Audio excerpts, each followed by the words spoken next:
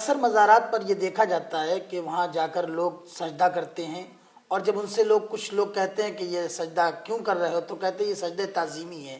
تو کیا شریعت کے بارے میں شریعت اس کے بارے میں کیا کہتی ہے کہ سجدہ تعظیمی کرنا چاہیے یا نہیں کرنا چاہیے؟ دیکھو، رسول اللہ صلی اللہ علیہ وآلہ وسلم کی ایک حدیث ہی سارا مسئلہ کلیئر کر دیتی ہے۔ ایک مرتبہ ایک اونٹ نے آقا علیہ الصلوۃ والسلام کو سجدہ کیا، تو صحابہ نے کہا کہ یا رسول اللہ صلی اللہ علیہ وآلہ وسلم، یہ تو جانور ہے، یہ جانور ہو کے آپ کو سجدہ کر رہے ہیں، ہم انسان، ہم اشرف المخلوقات، ہم آپ کے عاشق، ہم آپ کے دیوانے، آپ کے اوپر جانیں قربان کرنے والے، جو ہم آپ کے لعاب دہن کو بھی، آپ کے پانی کو گرنے نہیں دیتے، اپنے جسم سے مل لیتے ہیں، ہم اتنی محبت آپ سے کرتے ہیں، ہمیں آپ سجدے کی اجازت دے دیں۔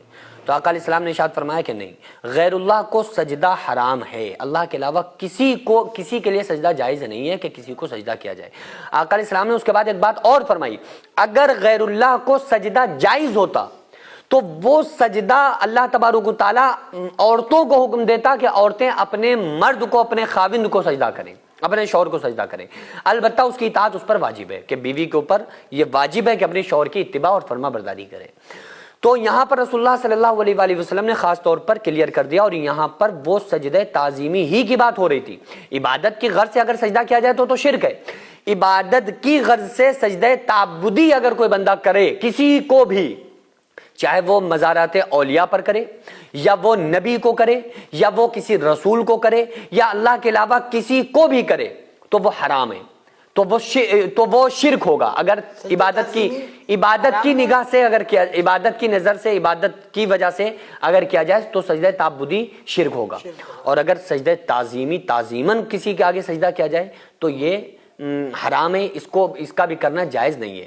اچھا، کچھ لوگوں سے یہ بات کہی جاتی ہے تو وہ یہ کہتے ہیں کہ آدم علیہ السلام کو سجدہ کرایا گیا اور تمام لوگوں کو سجدہ کرایا گیا۔ اور کس کو کرایا گیا؟ میں آدم علیہ السلام کی ڈیفینیشن بتا رہا ہوں، بتا چلیے آدم علیہ السلام کو سمجھ لیجئے۔ حضرت آدم علیہ السلام کو جب اللہ تبارک و تعالیٰ نے حکم دیا کہ اب فرشتوں کو کہ وَإِذْ قُلْنَا لِلْمَلَائِكَةِ اسْجُدُوا لِآدَمَ فَسَجَدُوا إِلَّا إِبْلِيسَ، تو تمام فرشتوں نے حضرت آدم علیہ السلام کے آگے سجدہ کیا، الا ابلیس، سوائے ابلیس کے۔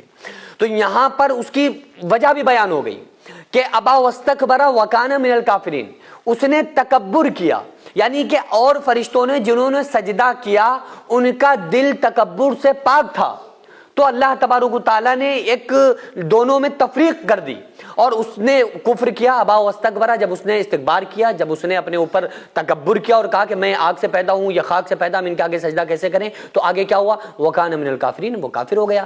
یہاں پر مسئلہ یہ نہیں ہے کہ ان کو سجدہ کیوں کرایا گیا، مسئلہ یہ ہے کہ بس اللہ کا حکم تھا۔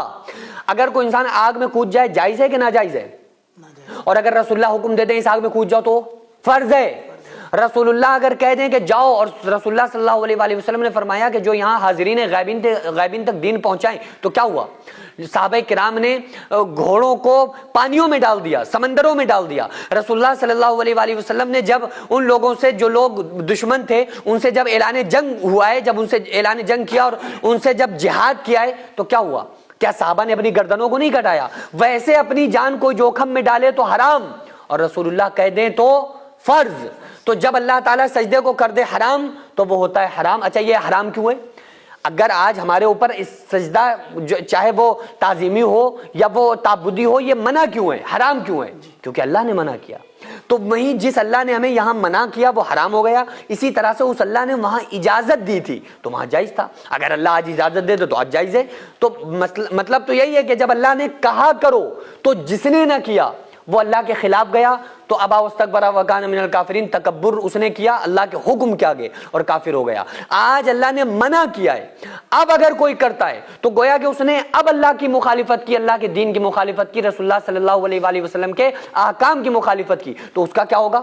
کیا وہ استکبار نہیں لکھا جائے گا؟ کیا وہ متکبر نہیں ہو رہا ہے اللہ رسول کے بات کے آگے اپنی بات اور عقلی دلائل کو سامنے لا رہا ہے؟ تو اس کا بھی یہی حال ہوگا۔ رسول اللہ کے اور اللہ کے خلاف اگر آج کوئی جائے گا، حال وہی ہوگا جو شیطان اللہ کے خلاف سجدہ نہ کر کے گیا اور آج اللہ نے منع کر دیا تو سجدہ غیر اللہ کو کر کے انسان اللہ اور رسول کی شریعت کا دشمن بن جائے گا۔ وہ بچے جو بھوک سے بلبلا کے سو جایا کرتے تھے، وہ مائیں جو اپنے بچوں کو جھوٹا دلاسا دے کر سلا دیا کرتی تھی، آج ایسے 100 سے زیادہ ایسے گھر ہیں جن کو ہر مہینے ہماری سوسائٹی راشن دیتی ہے، وہ بچے آرام سے کھانے کھاتے ہیں اور آپ تمام لوگوں کو دعاؤں سے نوازتے ہیں۔ 100 سے زیادہ گھروں میں راشن دینا، ان کی دوا علاج کا خیال رکھنا، ان کی سردیوں میں کپڑوں اور لحاف کا اور بستروں کا کمبل کا انتظام کرنا، آپ لوگوں کے تعاون سے ہی غریبوں کے گھر میں راشن پہنچتا ہے۔ وہ بیوہ عورتیں جن کا کوئی سہارا نہیں تھا، وہ یتیم بچے جن کو کوئی پوچھنے والا نہیں تھا، آج الحمدللہ ان کے سروں پر ہاتھ ہے، آج الحمدللہ ان کو کسی بات کی کوئی پریشانی نہیں ہے۔ یہ صرف پاسبل ہوا ہے آپ لوگوں کے تعاون سے۔ میں رب کعبہ کی قسم کھا کے آپ کو بتاتا ہوں